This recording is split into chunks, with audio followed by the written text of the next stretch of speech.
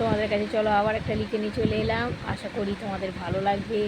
তো আমি আবার একটা বানিয়ে লিখে নিচ্ছি। আজকের লেখাটা একটু বেশ মিষ্টি মিষ্টি ভাব আছে। তো চলো তোমাদেরকে শীতের মরশুমে শীতের মিষ্টি পিঠের একটা লিখে এনেছি, সেটা তোমাদেরকে শুনিয়ে দিই। চলো তোমাদের আগে চটপট শুনিয়ে দিই।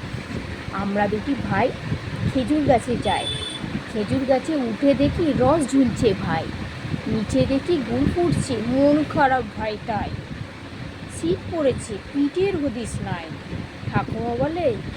ঠাকুমা বলে যাবি কোথায়, পিঠে খাবি আয়, কনকনে শীতে পিঠে খাওয়া চাই। চলো কেমন লাগলো বলো, আমার তো ভালো লেগেছে, আশা করি তোমাদেরও ভালো লাগবে।